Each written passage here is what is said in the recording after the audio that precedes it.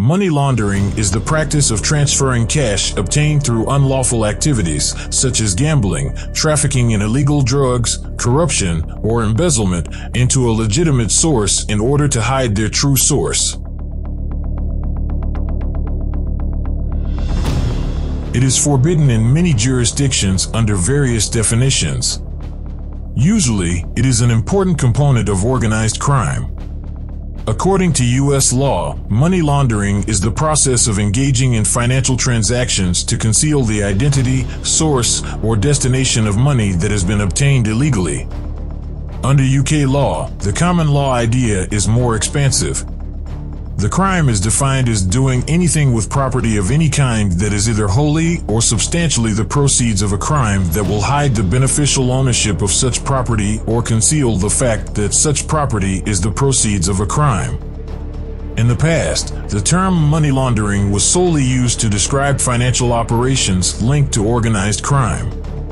Today, this definition is frequently widened by national and international regulators, including the U.S. Office of the Comptroller of the Currency, to encompass any financial transaction which generates an asset or a value as a result of an illegal act, which may include accounting fraud or tax evasion.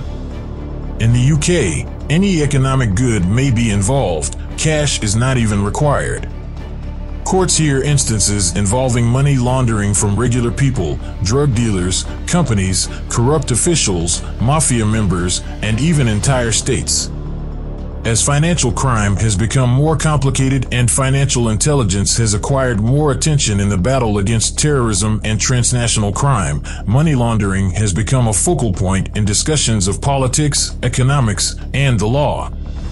Since the behaviors that produce the money are virtually always criminal in some other way, money laundering is intrinsically wrong, for if not, the money would not need to be laundered. Money laundering was prohibited by law during the American Prohibition of the 1930s in an effort to combat organized crime. The illegal sale of alcohol during Prohibition offered a huge new source of revenue for organized crime, giving it a significant boost. After Al Capone was successfully prosecuted for tax evasion, the state and law enforcement agencies shifted their attention to finding and seizing money, but as soon as criminals started paying their taxes, the tax evasion rules that had been in place were no longer relevant. In the 1980s, governments once more turned to money laundering laws in an effort to track down and seize the proceeds of drug offenses in order to capture the organizers and individuals in charge of running drug empires. It also had the benefit of turning the rules of evidence on its heads, which was advantageous to police enforcement. Law enforcement frequently has to prove someone is guilty in order to confiscate their property. Money can be taken from someone, though, and in order to get it back, they must show that it came from a legitimate source in accordance with money laundering regulations. 1. Law enforcement agencies have it much easier because the burdens of proof are so much lower. However, some law enforcement agencies have taken advantage of this process to take money and keep it without conclusive evidence of linked criminal activity in order to support their own budgets. The following actions are considered to be a part of money laundering: converting or transferring property, concealing or mask the source of the proceeds, purchasing, possessing, or using property while aware that it was obtained through criminal activity, and participating in or facilitating the movement of money in order to make the proceeds seem legitimate. Money obtained through certain crimes, such as extortion, insider trading, drug trafficking, and illegal gambling, must first be cleaned to make it appear as though it originated from legitimate sources in order for banks and other financial institutions to deal with it without raising any red flags. There are numerous, intricate, and complex methods for laundering money. Placement, layering, and acquiring riches obtained through the use of criminal funds are the three phases that commonly make up money laundering. Cash is introduced into the financial system through placement. Through intricate financial maneuvers known as layering, the criminal source of the money is concealed, integration. Depending on the circumstance, some of these steps might not be taken. For instance, placing non-cash proceeds that are already in the financial system would not be necessary. Although there are numerous ways to launder money, most of them fit into just a few categories. Smurfing, double invoicing, currency trades, and bank methods are a few examples. To avoid anti-money laundering reporting requirements and allay suspicions of money laundering, structuring, also known as smurfing, is a placement strategy in which cash is broken up into smaller installments. This includes purchasing bearer instruments, such as money orders, with smaller amounts of cash and then depositing those bearer instruments with still smaller amounts of currency. Smuggling large sums of money into another nation is known as bulk cash smuggling. The goal is to deposit the money in a bank abroad that has more permissive money laundering laws or greater bank secrecy. Companies that expect to receive a large portion of their revenue in cash using this strategy, a business that typically expects to do so deposits money that was obtained illegally. This type of money laundering frequently leads to the overlapping of organized crime and corporate crime. Such firms routinely carry out their operations in the open, bringing in both legal and illicit cash.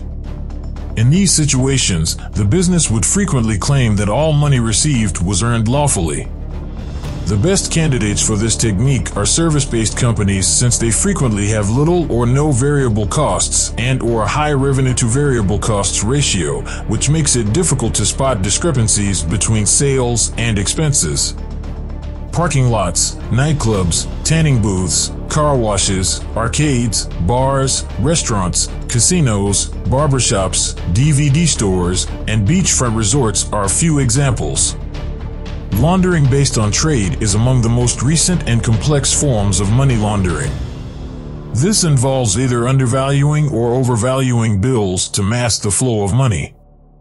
Due to a number of unique characteristics of art, like the subjective value of works of art and the anonymity of auction houses regarding the identity of the buyer and seller, the art market has, for example, been accused of being the ideal setting for money laundering. Shell companies and trusts serve to conceal the true owners of financial assets. Depending on the jurisdiction, corporate vehicles and trusts are excluded from having to disclose who their genuine owner is. Occasionally called a rat hole, but more frequently a person impersonating the fictional owner is meant than the actual business. Round tripping. In this method, monies are moved to an offshore corporation with foreign ownership, particularly one that is situated in a tax haven with minimal record-keeping requirements, and then remitted back as a tax-free foreign direct investment. A different strategy is to pay a law firm or similar institution money for charges, cancel the retainer, and then, once the money is paid, present the sums collected from the attorneys as a gift under a will or lawsuit proceeds. Disguising the source of legitimate funds that will be used for illegal actions is the process of reverse money laundering. It is often done to fund terrorists, but it can also be used by criminal organizations that have invested in legal businesses and wish to remove real money from circulation.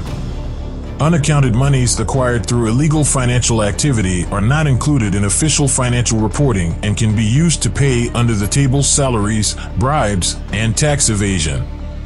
Such fake encashment methods, or obnalika, have become a serious problem in Russia and other former Soviet Union countries. According to the Eurasian Group on Combating Money Laundering and Financing of Terrorism, the tax bases of the Russian Federation, Ukraine, Turkey, Serbia, Kyrgyzstan, Uzbekistan, Armenia, and Kazakhstan have all significantly decreased, while the composition of the money supply has shifted in favor of cash, e.g. These practices have facilitated the growth of the shadow economy while making it more challenging to prepare for and manage the economy.